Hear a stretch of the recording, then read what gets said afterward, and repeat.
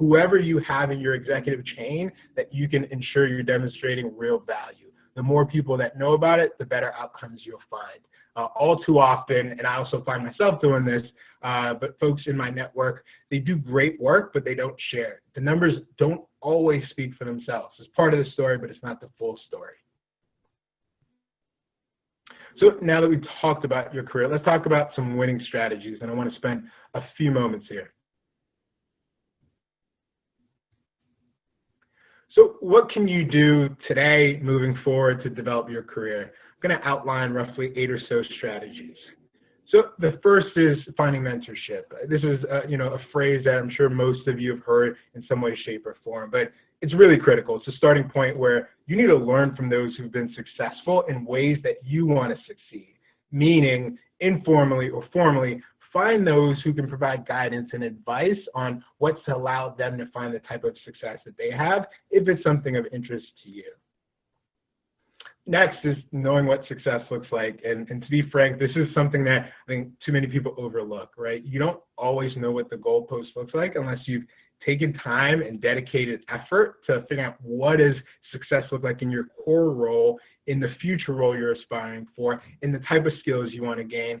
That takes effort, and you sitting down and defining that is key, right? Understanding what high quality work can and should look like, both from your perspective, but also your leadership and management team. Having that conversation, that dialogue, it should be an ongoing process, and in my opinion, it doesn't happen often enough. Sponsorship is another thing we're going to talk about more in depth in a moment, but at a high level, I would say really be so good that leaders want to advocate for you when you're not in the room, right? Somebody who can vocalize your success on your behalf when you're not there. And hold leaders accountable. If you're going back to my prior point about documenting your success, documenting your impact, if you have a plan, and we're going to talk about a plan later, it's important that you share that, but you also hold the leaders accountable who've understood and agreed to see your success and help you get from point A to point B. Along the journey, that could be a manager, a mentor, it could be various people, but once you share these goals and they verbally or unconsciously, give you that sense that they want to work with you, make sure you hold them accountable throughout that process. Next is networking. I think this is a key point most of us are aware of, but we probably don't look at it from all the different dimensions that we should. So there's networking internally and networking externally. The quote that I love and I hear so often is, your network is your net worth. I think it's so true. It's not just about what you do and how you do it, but also who you know. Those things matter. So always be connecting with people inside your organization, outside. Use tools like LinkedIn. I think it's critical and often underutilized. And it's great. It's an easy way to connect with people, demonstrate your ambitions, your successes, and even your challenges, right? Being really transparent about that is important, and oftentimes can connect you with the right people if they're willing to help. Vocalizing your goals is similar to documenting it and holding people accountable. You just need to ensure people in your ecosystem, in your environment, are aware of the types of goals that you have for yourself. And ideally, you want to make sure your leadership team understands what that 6 to 12 or 18 to 24 month runway looks like for where you want to get to, and what are the specific steps and skills and maybe trainings that you need to occupy to accomplish that. Education is obviously key. Every organization typically has a core set of things they're going to want you to stay up to date on. Maybe for that next role you're aspiring for, there's a core set of courses internally or externally that you should take. Particularly for those who want to get into leadership, I can say firsthand, it's very different going from an individual contributor where you don't have to manage people to a place where you are leading a team. There are very different core set of skills that you need, both from the people side, but also from the business side. And taking courses and learning those different nuances is really important, and it's worth investing in. In many cases, organizations actually subsidize a big portion or all of that. So if you haven't yet asked for that, I would highly recommend doing so. And then going back to the point we talked about impact, really execution is everything, right? When you exceed expectations, it makes it that much easier. So make sure you're consistently doing that. Let's spend a quick moment on this whole mentorship versus sponsorship thing, because I think this is a term that often gets conflated or people misconstrue as sort of one and the same. So Mentorship is the guidance or advice and knowledge sharing that you receive from others. Sponsorship, on the other hand, is like advocacy by someone who has the power, who are in the important room sometimes when you're not. So a key example of this would be during performance management, performance evaluation cycles. If there are other leaders in the room that can attest to your work, or other people that can advocate for you on your behalf when you're not in the room, those are sponsors. Those are the people you want to build relationships with well before. You want to make sure that you've documented your success, shared it with them formally and informally. Keep them in the loop. These are relationships you should form and invest in, and make sure that they understand where you're trying to go. And if you've done the good work, if you've shown the impact, exceeded expectations, they're more likely to pull you along, which is needed. We all need that. A variation of a quote I recently heard, I really appreciate, is Black employees are often over-mentored and under-sponsored. And think about that for a minute. Over-mentored, under-sponsored.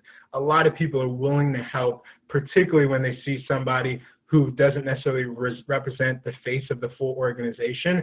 They're willing to extend the arm. But do we have enough people who are willing to pull others up? I think we need more of that, and we all have a responsibility as we get in roles of leadership to do the same.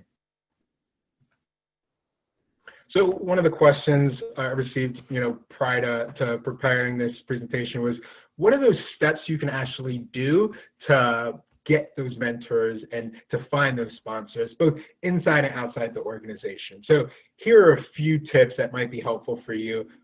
Inside the organization, you can find out, does your company have formal programs around this? Can you find allies who are in leadership roles? Are there formal programs you can maybe create yourself? These are things that are really important that might be worthwhile for you to explore. Even outside your organization, there's a lot you can do. You can look online. There are tons of professional communities where people with relevant skills and experience would probably be more than happy to help. Particularly in this environment with more of a remote work-centric environment, connecting with people, while difficult, is still very viable and feasible. So put the work and make it happen. And then, like I mentioned, use tools like LinkedIn, online communities, and get the work done.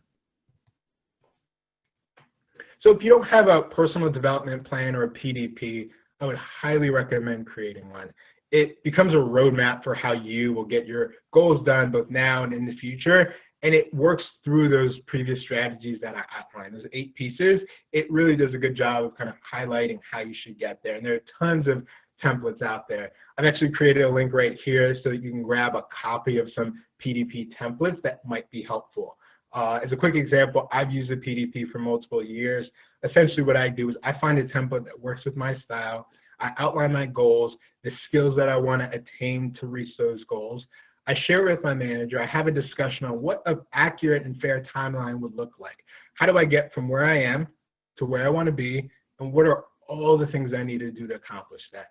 Maybe it's I need to learn certain skills that I simply don't have. Maybe I need to augment this one skill that I haven't invested in. Maybe it's taking on more responsibility. Maybe it's working with people cross-functionally in ways that I haven't before. There's probably a long list for every role or job that's relevant.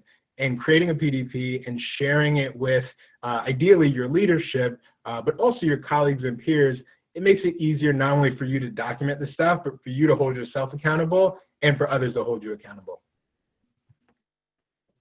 So we've covered the harsh facts. We've covered how you should think about your career and some winning strategies. Let's wrap up so we can get into some Q&A. So some key takeaways.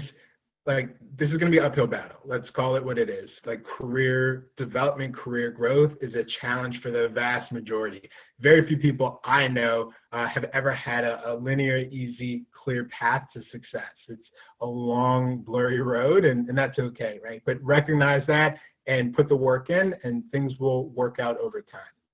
The way you think about your career is equally as important, right? This is not a career growth traditional ladder. This is more of a lattice. And ultimately what this means is working through a set of skills that might help you get direction closer to your goal and not just going step by step by step.